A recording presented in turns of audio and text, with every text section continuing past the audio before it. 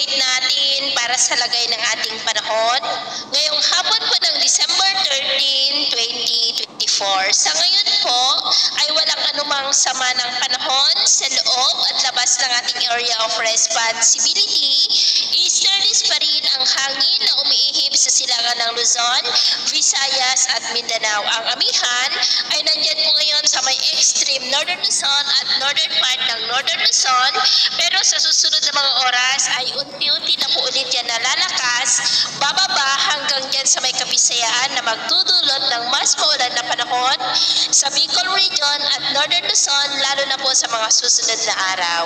At titingnan rin natin kung mapigilan ng amihan o ma-interrupt nito ang development ng namamataan sa forecast, dahil ang isa sa karakteristik ng amihan maliban sa malamig yan na hangin ay dry air rin po yan na pumipigil sa development ng mga weather disturbances. At ito naman ang pinapakita ng forecast model nating ginagamit. Hanggang sa susunod na 2 linggo ay may isang banta ng sama ng panahon na maaaring mabuo at lalapit dito sa ating bansa. At sa lagay ng ating panahon, ngayong hapon po ay maulan pa rin ang kalangitan with isolated rains sa malaking bahagi ng Northern Luzon, Zambales, Quezon, Marinduque, ilang bahagi ng Bicol, Calapan, Palawan, Aklan, Southern Negros, southern part ng Cebu, ilang bahagi ng Leyte, Sulu Archipelago, Zamboanga Peninsula, Northern Mindanao, Caraga at Davao Region. At mamayang gabi, posible pa rin ang mga isolated rains sa ilang bahagi ng ating bansa,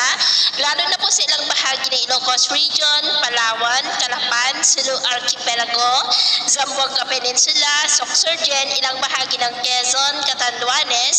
at ilang bahagi ng Cagayan at Cordillera. Kaya mag-ingat pa rin tayo sa mga banta po ng mga pagbaha at pagguho ng lupa, lalo na at posibleng may kalakasan ng mga pag-uulan dyan po sa ilang bahagi ng Palawan at western section ng Mindanao. At sa atin naman pong mga baybayin, iwasan na muna natin ang papalaot, lalo na po ang ating mga kababayan na mangingisda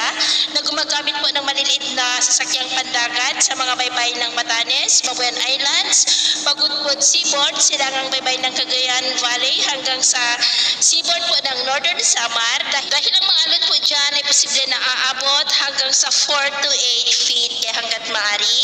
ay iwasan na po muna natin ang papalaot dyan sa mga may kulay pula para mas makaiwas sa mga sakunang pangkaragdagan.